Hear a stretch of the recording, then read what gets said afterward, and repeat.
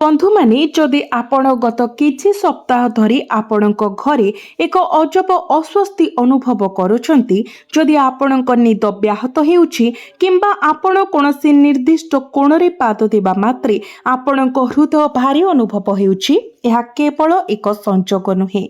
ग्रह माने स्पष्ट भाବରେ सूचाई देइछंती जे आपणक आख पाखरे तंत्र मंत्र परि किछि घटिछि। आज मु तीनोटी संकेत प्रकाश करी जहाँ आपण को कहब जे यह आपणक सहित काहेकि घटुछि।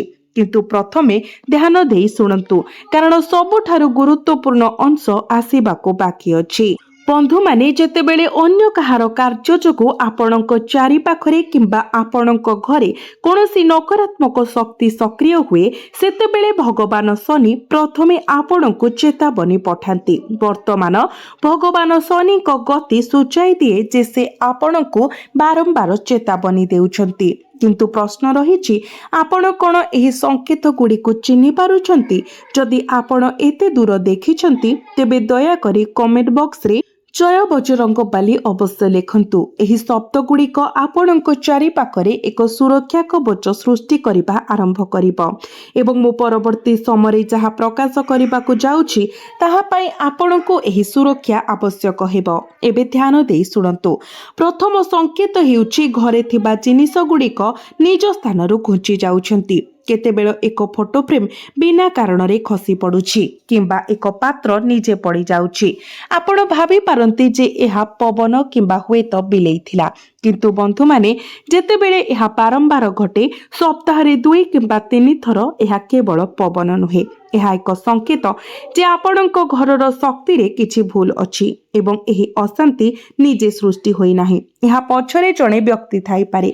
एहा एपरि जणे व्यक्तिंक विषय अछि जे आपणकर उन्नति प्रति ईर्षा करे एवं आपणकर खुशी देखि सह्य करि पारे नाही एवं एही दिन ठारू आपणको आज जानिबाकू थिबा कहानी आरंभ हुए। किंतु अपेक्षा करंतु, मु एपर्यंत केवल प्रथम लक्षण विषय उल्लेख करिछि। प्रकृत प्रसंगटी एपर्यंत स्पर्श करा जाय नाही, कारण मु जो द्वितीय लक्षण बांटिबाकू जाउछि ताहा आपणकर स्वास्थ्य सहित जड़ित। यह शुणिले आपणकू केवल गत किछि मासर मने पड़ी पारे।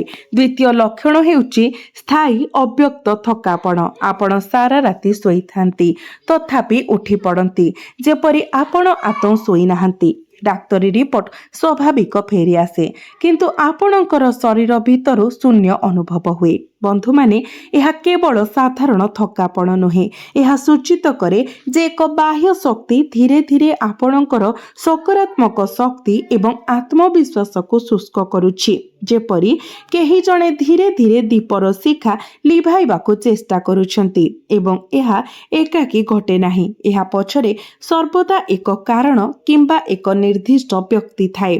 भगवान शनिकर गतिविधि सूचाई दिए जे एही व्यक्ति आपणकर अति निकटतर केही होई पारे, हुएत एपरि केही जाहांक सहित आपण प्रतिदिन कथा हेउछंती। मु एठारे अटकी किछि कहिबाकू चाहूछि। जदि एसबु शुणी आपणकू भय लागुछि तेबे भयभीत हुअन्तु नाही, कारण एही वीडियो माध्यम रे आपण प्रभु बजरंग बलींकर आशीर्वाद पाउछंती। जेतेबेले भी एक सच्चोट हृदय कोनोसी दिव्य शक्ति को आह्वान करा जाए, नकारात्मक आपे आपे दुर्बल होइबाकू आरंभ करे। तेणु भयभीत हुअन्तु नाही, केवल ध्यान देई सुनंतु, कारण तृतीय संकेत हेउछि सबुठारु गुरुत्वपूर्ण। यह सेही गुप्त संकेत को धरी रखिछि जहाको मु एही वीडियो रे धीरे धीरे प्रकाश करिबि। तृतीय संकेत हेउछि संध्या समय किंबा राति रे घरे अनुभूत हेउथिबा एवं अद्भुत शीत किंबा भाराक्रांततार भावना, विशेष करी संध्या 7टा परे। एही समय हेउछि दिन रातिर मिश्रण, जहाँ आम शास्त्र रे संध्या काल भावरे जणा जाए एवं यह ठीक से ही समय नकारात्मक शक्ति गुड़िक सर्वाधिक सक्रिय थाए। जदि संध्या हेबा मात्रे आपणक घरर परिवेश परिवर्तन हुए, जदि पिला माने कोनोसी कारण बिना कांदिबाकू आरंभ करंती, କିମ୍ବା ଘରର ବଡ଼ମାନେ ହଠାତ୍ ଦୂରେଇ ଯାଆନ୍ତି, ତେବେ ଆପଣଙ୍କ ରାଶିର ଲୋକଙ୍କ ପାଇଁ ଏହା କେବଳ ସଂଯୋଗ ହୋଇନପାରେ। ଏହା ସନ୍ଧ୍ୟା ହେବା ସହିତ ଶକ୍ତି ବୃଦ୍ଧି କରୁଥିବା କିଛି ଜିନିଷର ଉପସ୍ଥିତିକୁ ସୂଚିତ କରେ। ଏହା ହେଉଛି ସେହି ମୋଡ଼ ଯାହା ବିଷୟରେ ମୁଁ ପୂର୍ବରୁ କହିଥିଲି, ଯେତେବେଳେ ଆପଣଙ୍କର ଭାଗ୍ୟ ପରିବର୍ତ୍ତନ ହେବାକୁ ଯାଉଛି। କିନ୍ତୁ କିପରି, ମୁଁ ଏହା ପରେ ପ୍ରକାଶ କରିବି, ବର୍ତ୍ତମାନ ନୁହେଁ, କାରଣ ପ୍ରକୃତ କାହାଣୀ କେବଳ ଆରମ୍ଭ ହୋଇଛି। ଆସନ୍ତୁ ଏବେ ଆପଣଙ୍କର କ୍ୟାରିୟର ବିଷୟରେ ଆଲୋଚନା କରିବା। କାରଣ ଭଗବାନ ଶନି କେବଳ ଆପଣଙ୍କର ଘର ପରିବେଶକୁ ନୁହେଁ, ବରଂ ଆପଣଙ୍କର କର୍ମଜୀବନକୁ ମଧ୍ୟ ପ୍ରଭାବିତ କରୁଛନ୍ତି। ଆପଣମାନେ ହୁଏତ ଲକ୍ଷ୍ୟ କରିଥିବେ ଯେ ଅଫିସ କିମ୍ବା କର୍ମକ୍ଷେତ୍ରରେ ଜିନିଷଗୁଡ଼ିକ ହଠାତ୍ ଜଟିଳ ହୋଇଗଲାଣି। ଯେଉଁ କାର୍ଯ୍ୟଗୁଡ଼ିକ ସହଜରେ ସମାପ୍ତ ହେଉଥିଲା ତାହା ଏବେ ଅଟକି ଯାଉଛି। ବିଭିନ୍ନ କାରଣରୁ ବିଳମ୍ବ ହେଉଛି, କିମ୍ବା ଅନ୍ୟ କେହି ଆପଣଙ୍କର କଠିନ ପରିଶ୍ରମର ଶ୍ରେୟ ନିଅନ୍ତି। ଆପଣ ଏହାକୁ ଦୁର୍ଭାଗ୍ୟ ବୋଲି କହିପାରନ୍ତି, କିନ୍ତୁ ତାହା ନୁହେଁ। ଏହା ଭାଗ୍ୟର ବିଷୟ ନୁହେଁ, ଏହା ସେହି ନକାରାତ୍ମକ ଶକ୍ତିର ପ୍ରଭାବ। ଘରେ ଉତ୍ପନ୍ନ ହୋଇ ବାହାରେ ଆପଣଙ୍କର ଜୀବନରେ ବ୍ୟାପିଥାଏ। ଯେତେବେଳେ ଘର ଭିତରେ ଶକ୍ତି ଦୁର୍ବଳ ହୋଇଯାଏ, ଜଣେ ବ୍ୟକ୍ତିଙ୍କ ଆତ୍ମବିଶ୍ୱାସ ମଧ୍ୟ ଟଳମଳ ହୁଏ, ଏବଂ ଏହି ଆତ୍ମବିଶ୍ୱାସର ଅଭାବ ଅନିବାର୍ଯ୍ୟ ଭାବରେ ବାହ୍ୟ ଜଗତରେ ଜଣେ କିପରି ଗତି କରେ ତାହା ପ୍ରଭାବିତ କରେ। ଏହା ଏକ ଶୃଙ୍ଖଳ ପରି କାମ କରେ। ଯଦି ଗୋଟିଏ ଲିଙ୍କ ଭାଙ୍ଗିଯାଏ, ତେବେ ସମଗ୍ର ଶୃଙ୍ଖଳ ହଲିଯାଏ। ଯଦି ଆପଣ ଏପର୍ଯ୍ୟନ୍ତ ଦେଖିଛନ୍ତି, ଦୟାକରି କମେଣ୍ଟ ବକ୍ସରେ ଜୟ ବଜରଙ୍ଗବଲି ଲେଖିଦିଅନ୍ତୁ। ଏବେ ଆସନ୍ତୁ ଟଙ୍କା ବିଷୟରେ ଆଲୋଚନା କରିବା, ଏକ ଅତ୍ୟନ୍ତ ସମ୍ବେଦନଶୀଳ ବିଷୟ। ଯେଉଁମାନେ ବିନା କାରଣରେ ବର୍ତ୍ତମାନ ଟଙ୍କା ଖସିଯିବାର ଦେଖୁଛନ୍ତି, କିମ୍ବା ଯଦି ବିଭିନ୍ନ ଜରୁରୀକାଳୀନ ପରିସ୍ଥିତିରେ ହଠାତ୍ ଟଙ୍କା ଖର୍ଚ୍ଚ ହେଉଛି, ତେବେ ଆପଣ ବୁଝିବା ଉଚିତ ଯେ ଏହା କେବଳ ଖର୍ଚ୍ଚର ବିଷୟ ନୁହେଁ, ଏହା ନକାରାତ୍ମକ ଶକ୍ତିର ଆଉ ଏକ ପ୍ରକାଶନ। ଦେବୀ ଲକ୍ଷ୍ମୀ ଆଶୀର୍ବାଦ ଏବଂ ସେ ନକାରାତ୍ମକତାର ଛାୟା ଯେଉଁଠାରେ ଆସେ ସେଠାରେ ରହେ ନାହିଁ। ସେ ଧୀରେ ଧୀରେ ଏପରି ଘରୁ ଦୂରେଇ ଯିବାକୁ ଆରମ୍ଭ କରନ୍ତି। ଏହି କାରଣରୁ ପ୍ରଚୁର ପରିଶ୍ରମ ସତ୍ତ୍ୱେ କିଛି ଆପଣଙ୍କ ହାତରେ ରହୁନାହିଁ। ତଥାପି ଆପଣଙ୍କ ରାଶିର ଲୋକଙ୍କୁ ଭୟଭୀତ ହେବାର କୌଣସି ଆବଶ୍ୟକତା ନାହିଁ। ଶନିଦେବ ଆପଣଙ୍କୁ ଯେଉଁ ପରୀକ୍ଷା ଦେଇ ଆସିଛନ୍ତି, ତାହାପରି ଏକ ଗୁରୁତ୍ୱପୂର୍ଣ୍ଣ ପୁରସ୍କାର ପ୍ରସ୍ତୁତ କରିଛନ୍ତି। ଏହି ପୁରସ୍କାର କେବେ ଆସିବ ଏବଂ କେଉଁ ତାରିଖରେ ଆସିବ, ଏହା ଆରମ୍ଭ ହେବ, ତାହା ମୁଁ ଆପଣଙ୍କୁ ଖୁବ୍ ଶୀଘ୍ର କହିବି। କିନ୍ତୁ ପ୍ରଥମେ ମୁଁ ଏକ ଗୁରୁତ୍ୱପୂର୍ଣ୍ଣ କଥା ସେୟାର କରିବାକୁ ଚାହେଁ, ଯାହା ହୁଏତ ଏପର୍ଯ୍ୟନ୍ତ କେହି ଆପଣଙ୍କୁ କହିନାହାନ୍ତି। ଆସନ୍ତୁ ପ୍ରେମ ଏବଂ ସମ୍ପର୍କ ବିଷୟରେ କଥା ହେବା। ଏକ କ୍ଷେତ୍ର ଯେଉଁଠାରେ ଭୁଲ ବୁଝାମଣା ପ୍ରାୟତଃ ସୃଷ୍ଟି ହୁଏ। ବନ୍ଧୁମାନେ, ଯଦି ନିକଟ ସମ୍ପର୍କରେ ବିନା କାରଣରେ ଦୂରତା ବଢ଼ୁଛି, ଯଦି ସାମାନ୍ୟ କଥାକୁ ନେଇ ବଡ଼ ଯୁକ୍ତିତର୍କ ହେଉଛି, କିମ୍ବା ଯଦି ଅନ୍ୟ ବ୍ୟକ୍ତି ହଠାତ୍ ଜଣେ ଅପରିଚିତ ଲୋକ ପରି ମନେ ହୁଏ, ତେବେ ଏହାକୁ କେବଳ ଭୁଲ ବୁଝାମଣା ଭାବରେ ଖାରଜ କରନ୍ତୁ ନାହିଁ। ନକାରାତ୍ମକ ଶକ୍ତି ପ୍ରାୟତଃ ଆମର ନିକଟତମ ସମ୍ପର୍କକୁ ପ୍ରଥମେ ଟାର୍ଗେଟ କରେ। ଏହା ଜଣେ ବ୍ୟକ୍ତିଙ୍କୁ ଅଲଗା କରିବା ପାଇଁ ଏକ ଚାଲ, ଏବଂ ଏକାକୀ ହେବା ଠିକ୍ ସେତେବେଳେ ହୋଇଥାଏ ଯେତେବେଳେ ଜଣେ ସବୁଠାରୁ ଦୁର୍ବଳ ଥାଏ। ତେଣୁ ବନ୍ଧୁମାନେ, ଯଦି ଆପଣ ଭାବନ୍ତି ଯେ କେହି ଆପଣଙ୍କର ଏବଂ ଆପଣଙ୍କ ପ୍ରିୟଜନଙ୍କ ମଧ୍ୟରେ ଫାଟ ସୃଷ୍ଟି କରିବାକୁ ଚେଷ୍ଟା କରୁଛି, ଜାଣିଶୁଣି ହେଉ କି ନ ହେଉ ସତର୍କ ରୁହନ୍ତୁ। ଏହି ସମୟ ହେଉଛି ଆପଣଙ୍କୁ ସବୁଠାରୁ ସତର୍କ ରହିବାକୁ ପଡ଼ିବ। ମୁଁ ଏପର୍ଯ୍ୟନ୍ତ ଉଲ୍ଲେଖ କରିଥିବା 3ଟି ସଂକେତକୁ ବିଚାର କରନ୍ତୁ। ଘରେ ଜିନିଷଗୁଡ଼ିକର ପରିବର୍ତ୍ତନ, ଅବ୍ୟକ୍ତ କ୍ଳାନ୍ତି ଏବଂ ସନ୍ଧ୍ୟାରେ ଭାରି ଅନୁଭବ। ଏହା ସହିତ ଆପଣଙ୍କର କ୍ୟାରିୟର, ଆର୍ଥିକ ଏବଂ ସମ୍ପର୍କ ଉପରେ ପ୍ରଭାବ। ତଥାପି ମୁଁ ସବୁଠାରୁ ଗୁରୁତ୍ୱପୂର୍ଣ୍ଣ ବିନ୍ଦୁ ପ୍ରକାଶ କରିନାହିଁ। ଶନିଦେବଙ୍କର ମହାଜାଗତିକ ଗତିବିଧି ମଧ୍ୟରେ ଲୁଚି ରହିଥିବା ସୂଚନା। ଯେତେବେଳେ ସେହି ସତ୍ୟ ପ୍ରକାଶିତ ହେବ, ଆପଣ ବୁଝିପାରିବେ ଯେ ଏହା କେବଳ ଏକ ପରୀକ୍ଷା ନଥିଲା, ଏହା ଏକ ବିଶାଳ ପରିବର୍ତ୍ତନର ଆରମ୍ଭ ଥିଲା। ତେଣୁ ଏହା ଭାବିବା କ'ଣ ଠିକ୍ ହେବ ଯେ ଏହା ସବୁ କିଛି ଶେଷ ହୋଇଯାଇଛି, କିମ୍ବା ଏତେ ଜାଣିବା ଯଥେଷ୍ଟ? ସମ୍ପୂର୍ଣ୍ଣ ନୁହେଁ, ଏହା କେବଳ ଆରମ୍ଭ। ପ୍ରକୃତ ରହସ୍ୟ, ଭଗବାନ ଶନି ଆପଣଙ୍କୁ ଏତେ ସଂକେତ ପଠାଇବାର କାରଣ ଏପର୍ଯ୍ୟନ୍ତ ପ୍ରକାଶିତ ହୋଇନାହିଁ। ଆପଣଙ୍କ ଭାଗ୍ୟ କେବେ ବୁଲିବାକୁ ଆରମ୍ଭ କରିବ, ତାହାର ନିର୍ଦ୍ଦିଷ୍ଟ ତାରିଖ ଏପର୍ଯ୍ୟନ୍ତ ପ୍ରକାଶ କରାଯାଇ ନାହିଁ। ଏହି ନକାରାତ୍ମକ ଶକ୍ତିରୁ ଆପଣଙ୍କୁ ସବୁଦିନ ପାଇଁ ମୁକ୍ତ କରିପାରିବା ଭଳି ଏକ ଉପଚାର ମଧ୍ୟ ପ୍ରକାଶ କରାଯିବ। ଯେତେବେଳେ ସେହି ସତ୍ୟ ପ୍ରକାଶିତ ହେବ ଆପଣ ବୁଝିପାରିବେ ଯେ ଏହା କେବଳ ଏକ ପରୀକ୍ଷା ନଥିଲା, ଏହା ଏକ ବିଶାଳ ପରିବର୍ତ୍ତନର ଆରମ୍ଭ ଥିଲା। ତେଣୁ ଏହା ଭାବିବା କ'ଣ ଠିକ୍ ହେବ ଯେ ସବୁକିଛି ଶେଷ ହୋଇଯାଇଛି? ବନ୍ଧୁମାନେ, ମୁଁ ଯେଉଁ ତାରିଖ ପ୍ରକାଶ କରିବାକୁ ଯାଉଛି ତାହା କେବଳ ଏକ ସାଧାରଣ ତାରିଖ ନୁହେଁ, ଏହା ସେହି ମୁହୂର୍ତ୍ତ ଯାହା ଆପଣଙ୍କ ଜୀବନର ସମଗ୍ର ଗତିପଥକୁ ପରିବର୍ତ୍ତନ କରିବ। ତେଣୁ ଧ୍ୟାନ ଦେଇ ଶୁଣନ୍ତୁ। ସନ୍ଧ୍ୟା 7ଟା ପରେ ଘରେ ଅନୁଭବ ହେଉଥିବା ଭାରୀପଣ, ଶୀତଳତା ଏବଂ ଅସ୍ଥିରତା ହେଉଛି ଯାହା ଏକ ଘର ବିରୁଦ୍ଧରେ ଏକ ତନ୍ତ୍ର ରୀତି କରାଯାଏ। ଏହି ଗୋଧୂଳି ସମୟ ସେହି ସମୟ ହୋଇଯାଏ ଯେତେବେଳେ ସେହି ରୀତି ତାର ସବୁଠାରୁ ଶକ୍ତିଶାଳୀ ପ୍ରଭାବ ପକାଇଥାଏ। ତଥାପି ଏଠାରେ ମଧ୍ୟ ଆଶାର କିରଣ ଉଭା ହୁଏ। ନକାରାତ୍ମକତାର ସର୍ବବୃହତ୍ ସମ୍ଭାବନା ଥିବା ସମୟଟି ସଠିକ୍ ଭାବରେ ପରିଚାଳିତ ହେଲେ ଏକ ବିଶାଳ ସୁରକ୍ଷାର ଉତ୍ସ ହୋଇପାରେ। ବନ୍ଧୁମାନେ, ବର୍ତ୍ତମାନର ଗ୍ରହ ସଂରଚନା ସ୍ପଷ୍ଟ ଭାବରେ ସୂଚାଇ ଦିଏ ଯେ ଜଣେ ଗୁପ୍ତ ଶତ୍ରୁ, ଯାହାକୁ ଆପଣ ଜଣେ ଶୁଭେଚ୍ଛୁ ବୋଲି ମାନୁଛନ୍ତି, ପ୍ରକୃତରେ ଆପଣଙ୍କ ପ୍ରଗତି ପ୍ରତି ଈର୍ଷା କରୁଛି। ଏହି ବ୍ୟକ୍ତି ଆପଣଙ୍କ ଘରକୁ ଆସିପାରନ୍ତି ଏବଂ ଆପଣଙ୍କ ସହିତ ହାଲୁକା ମୁହୂର୍ତ୍ତ ବାଣ୍ଟିପାରନ୍ତି, କିନ୍ତୁ ସେମାନଙ୍କର ଉଦ୍ଦେଶ୍ୟ ପବିତ୍ର ନୁହେଁ। ତଥାପି ଏହାଦ୍ୱାରା ଭୟଭୀତ ହୁଅନ୍ତୁ ନାହିଁ।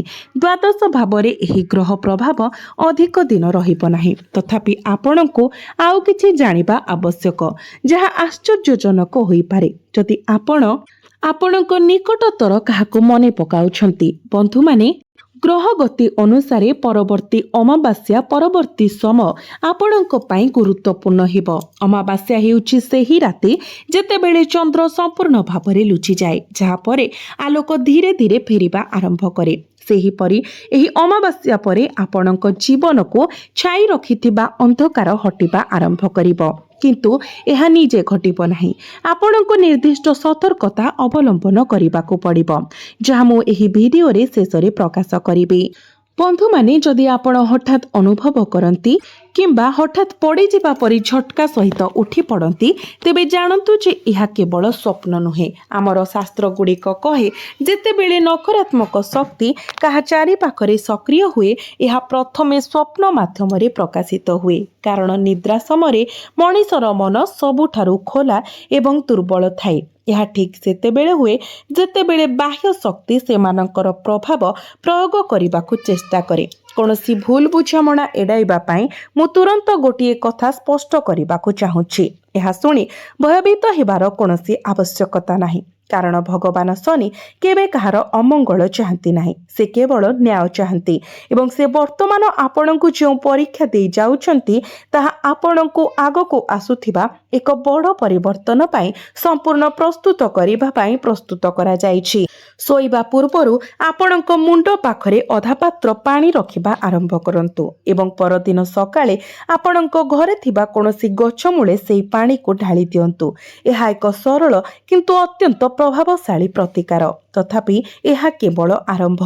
ବନ୍ଧୁମାନେ, ଯଦି କୌଣସି ସ୍ପଷ୍ଟ ଚିକିତ୍ସା ବିନା କାରଣରେ ଗତ କିଛି ମାସ ଧରି ପରିବାରର ଜଣେ ବୟସ୍କ ସଦସ୍ୟଙ୍କ ସ୍ୱାସ୍ଥ୍ୟ ବାରମ୍ବାର ଖରାପ ହେଉଛି, ତେବେ ଏହାକୁ କେବଳ ପାର୍ଥକ୍ୟକୁ ଦାୟୀ କରନ୍ତୁ ନାହିଁ। ବୟସ୍କମାନେ ପ୍ରାୟତଃ ନିଜ ଶରୀର ଭିତରେ ଘରର ଶକ୍ତିର ପ୍ରଭାବ ବହନ କରନ୍ତି। ସେମାନେ ପରିବାର ପାଇଁ ଏକ ସୁରକ୍ଷା କବଚ ଭାବରେ କାର୍ଯ୍ୟ କରନ୍ତି ଏବଂ ଯେତେବେଳେ ନକାରାତ୍ମକତା ବୃଦ୍ଧି ପାଏ, ସେମାନେ ପ୍ରଥମେ ପ୍ରଭାବିତ ହୁଅନ୍ତି। ତେଣୁ ଯଦି ଏହା ଘଟୁଛି, ତେବେ ଏହା ଆହୁରି ନିଶ୍ଚିତ କରେ ଯେ ଆପଣଙ୍କ ପରିବେଶରେ କିଛି ଗୁରୁତ୍ୱପୂର୍ଣ୍ଣ ଘଟଣା ଘଟିଛି, ଯାହା ଅଣଦେଖା କରାଯାଇପାରିବ ନାହିଁ। ଏବେ ମୁଁ ପୂର୍ବରୁ ପ୍ରତିଶ୍ରୁତି ଦେଇଥିବା ଆଶାର କିରଣ ବିଷୟରେ ଆଲୋଚନା କରିବା। ଭଗବାନ ଶନି ତାଙ୍କ ଦ୍ୱାରା ସ୍ଥିର କରାଯାଇଥିବା ପରୀକ୍ଷାର କଷ୍ଟ ସହିତ ସମାନ ପୁରସ୍କାର ପ୍ରଦାନ କରନ୍ତି ଏବଂ ବର୍ତ୍ତମାନର ଗ୍ରହ ସଂରଚନା ସ୍ପଷ୍ଟ ଭାବରେ ସୂଚାଇ ଦିଏ ଯେ ନିକଟ ଭବିଷ୍ୟତରେ ଏକ ପ୍ରମୁଖ କ୍ୟାରିୟର ସୁଯୋଗ ଆପଣଙ୍କ ପାଇଁ ଅପେକ୍ଷା କରିଛି। ଏହା ଏପରି ଏକ ସୁଯୋଗ ଯାହା ଆପଣ କେବେ କଳ୍ପନା ମଧ୍ୟ କରିନଥିଲେ। ଏକ ପୁରୁଣା ସମ୍ପର୍କ ହଠାତ୍ ଉପଯୋଗୀ ହୋଇପାରେ, କିମ୍ବା ଆପଣ ଦୀର୍ଘ ଦିନ ଧରି ପରିତ୍ୟାଗ କରିଥିବା ଉତ୍ସରୁ ଏକ ପ୍ରସ୍ତାବ ଆସିପାରେ। ତଥାପି ଏହି ସୁଯୋଗ କେବଳ ଆପଣଙ୍କ ପାଇଁ ପ୍ରକୃତରେ କାମ କରିବ ଯଦି ଆପଣ ସେହି ନକାରାତ୍ମକ ଶକ୍ତିରୁ ନିଜକୁ ସମ୍ପୂର୍ଣ୍ଣ ମୁକ୍ତ କରନ୍ତି। ସେଥିପାଇଁ ଆପଣଙ୍କୁ କିଛି ପ୍ରତିକାର କରିବାକୁ ପଡ଼ିବ। ପ୍ରଥମେ ମଙ୍ଗଳବାର ଏବଂ ଶନିବାର ଆପଣ ବ୍ରହ୍ମ ମୁହୂର୍ତ୍ତରୁ ଉଠି ଯାଆନ୍ତୁ ଏବଂ ଆପଣଙ୍କ ଘରର ଦକ୍ଷିଣ ପଶ୍ଚିମ କୋଣରେ ଏକ ଦୀପ ଜାଳନ୍ତୁ। ଦକ୍ଷିଣ ପଶ୍ଚିମ ହେଉଛି ସେହି ଦିଗ ଯେଉଁ ଦିଗ ଦେଇ ନକାରାତ୍ମକ ଶକ୍ତି ପ୍ରଥମେ ପ୍ରବେଶ କରେ ଏବଂ ସେଠାରେ ଏକ ଦୀପ ଜାଳି ସେହି ପ୍ରବେଶ ବିନ୍ଦୁକୁ ପ୍ରଭାବଶାଳୀ ଭାବରେ ସିଲ୍ କରିଦିଏ। ଏହା କିଛି ନୂଆ ନୁହେଁ। ଆମର ପୂର୍ବପୁରୁଷମାନେ ଶତାବ୍ଦୀ ଧରି ଏହି ଅଭ୍ୟାସ କରିଆସୁଛନ୍ତି ଏବଂ ଯେତେବେଳେ ଆପଣ ଏହି ଦୀପ ଜାଳିବେ ନୀରବରେ 3 ଥର ଜୟ ବଜରଙ୍ଗ ବଲି ଜପ କରନ୍ତୁ, କାରଣ ପ୍ରଭୁ ବଜରଙ୍ଗ ବଲି ଏକ ସୁରକ୍ଷା କବଚ ଭାବରେ ଆପଣଙ୍କୁ ରକ୍ଷା କରିବେ। ବନ୍ଧୁମାନେ, ଏପର୍ଯ୍ୟନ୍ତ ମୁଁ ଆପଣଙ୍କୁ ଆପଣଙ୍କ ଘରେ ପ୍ରକାଶିତ ହେଉଥିବା ସଂକେତ, ଆପଣଙ୍କ କ୍ୟାରିୟର ଏବଂ ଆର୍ଥିକ ସ୍ଥିତି ଉପରେ ପ୍ରଭାବ ସମ୍ପର୍କରେ ବଢ଼ୁଥିବା ଦୂରତା, ସ୍ୱପ୍ନ ମାଧ୍ୟମରେ ପ୍ରାପ୍ତ ସଂକେତ ଏବଂ ଆପଣଙ୍କ ପରିବାରର ବୟସ୍କମାନଙ୍କ ଉପରେ ପ୍ରଭାବ ବିଷୟରେ କହିସାରିଛି। ତଥାପି ଗୋଟିଏ କଥା ମୁଁ ଏପର୍ଯ୍ୟନ୍ତ କହିନି। ଆପଣଙ୍କ ଘର ପାଖରେ କରାଯାଉଥିବା ତନ୍ତ୍ର ପୂଜା କେବଳ ଆପଣଙ୍କ ପାଇଁ ଉଦ୍ଦିଷ୍ଟ ନଥିଲା। ଏହା ଆପଣଙ୍କର ସମଗ୍ର ପରିବାରର ଖୁସିକୁ ନଷ୍ଟ କରିବା ପାଇଁ ଉଦ୍ଦିଷ୍ଟ ଥିଲା। ଏହା ପଛରେ ଥିବା ବ୍ୟକ୍ତି ବିଶ୍ୱାସ କରନ୍ତି ଯେ ସେମାନେ ସଫଳ ହେବେ, କିନ୍ତୁ ସେମାନେ ଗୋଟିଏ ଗୁରୁତ୍ୱପୂର୍ଣ୍ଣ କଥା ଭୁଲି ଯାଉଛନ୍ତି। ସେମାନେ ଭୁଲି ଯାଉଛନ୍ତି ଯେ ଆପଣଙ୍କ ରାଶିର ଅଧିପତି ଆପଣଙ୍କର ସୁରକ୍ଷା କବଚ ଭାବରେ କାର୍ଯ୍ୟ କରୁଛନ୍ତି। ଯେତେବେଳେ ଏହି ପର୍ଯ୍ୟାୟ ସମ୍ପୂର୍ଣ୍ଣ ଭାବରେ ବଦଳିଯିବ, ସେତେବେଳେ ଆପଣଙ୍କ ବିରୁଦ୍ଧରେ କାର୍ଯ୍ୟ କରିଥିବା ବ୍ୟକ୍ତି ନିଜ କର୍ମର ପରିଣାମ ଭୋଗ କରିବ। ଆପଣଙ୍କୁ ନିଜେ କୌଣସି ପଦକ୍ଷେପ ନେବାର ଆବଶ୍ୟକତା ନାହିଁ। ଆପଣଙ୍କୁ କେବଳ ଭଗବାନ ଶନିଙ୍କ ଉପରେ ବିଶ୍ୱାସ ରଖିବାକୁ ପଡ଼ିବ। ପ୍ରଭୁ ବଜରଙ୍ଗ ବଲିଙ୍କ ଉପରେ ବିଶ୍ୱାସ ରଖିବାକୁ ପଡ଼ିବ। ଧ୍ୟାନ ଦେଇ ଶୁଣନ୍ତୁ। ଆଗାମୀ ସପ୍ତାହ ଗୁଡ଼ିକରେ ଜଣେ ବ୍ୟକ୍ତି ଆପଣଙ୍କ ଜୀବନରେ ପ୍ରବେଶ କରିବେ କିମ୍ବା ହୁଏତ ସେଠାରେ ପୂର୍ବରୁ ଅଛନ୍ତି, ଆପଣଙ୍କ ଦ୍ୱାରା ଅଦୃଶ୍ୟ, ଯିଏ ଆପଣଙ୍କୁ ଆପଣ ଖୋଜୁଥିବା ପଥ ଦେଖାଇବେ। ଏହି ବ୍ୟକ୍ତି ଆପଣଙ୍କର ସମସାମୟିକ ହେବେ ନାହିଁ। ସେମାନେ ଆପଣଙ୍କ ଠାରୁ ଯଥେଷ୍ଟ ବୟସ୍କ କିମ୍ବା ବହୁତ ଛୋଟ ହେବେ, ତଥାପି ସେମାନଙ୍କ କଥା ଆପଣଙ୍କ ହୃଦୟକୁ ସ୍ପର୍ଶ କରିବ। ଏହି ବ୍ୟକ୍ତି ଆପଣଙ୍କ ଭାଗ୍ୟର ଦ୍ୱାର ଖୋଲିବାର ଚାବି ପାଲଟିବେ। ଏହି ମୁହୂର୍ତ୍ତ ପାଇଁ ମୁଁ ଯେଉଁ ଭବିଷ୍ୟବାଣୀ ଆପଣଙ୍କୁ ପ୍ରକାଶ କଲି, ପ୍ରତ୍ୟେକ ଶବ୍ଦକୁ ଧ୍ୟାନର ସହିତ ଶୁଣନ୍ତୁ, କାରଣ ଏହି ଶବ୍ଦଗୁଡ଼ିକ ବିଶେଷ ଭାବରେ ଆପଣଙ୍କ ପାଇଁ ଉଦ୍ଦିଷ୍ଟ। ବର୍ତ୍ତମାନର ଗ୍ରହ ସଂଯୋଜନ ଏକ ବିରଳ ପରିସ୍ଥିତି ସୃଷ୍ଟି କରୁଛି, ଯାହା ଅନୁଭବ କରିବା ପାଇଁ ବହୁତ କମ୍ ଲୋକ ଭାଗ୍ୟବାନ। ଏହା ଆପଣଙ୍କ ଜୀବନରେ ବହୁତ ବଡ଼ ପରିବର୍ତ୍ତନ ଆଣିବା ପାଇଁ ଯାଉଛି। ଏହି ପରିବର୍ତ୍ତନ ହଠାତ୍ କୌଣସି ସତର୍କତା ବିନା ଆସେ ଏବଂ ଏତେ ଗଭୀର ଯେ ଏହା ଜଣେ ବ୍ୟକ୍ତିଙ୍କୁ ପ୍ରଥମେ ସ୍ତବ୍ଧ କରିଦିଏ। ଯେ ଏହା କିପରି ଘଟିଲା ତାହା ବୁଝିପାରିବ ନାହିଁ। ଏହା ହେଉଛି ସେହି ପରିବର୍ତ୍ତନ ଯାହା ଆପଣଙ୍କ ଜୀବନରେ ପ୍ରବେଶ କରିବାକୁ ଯାଉଛି।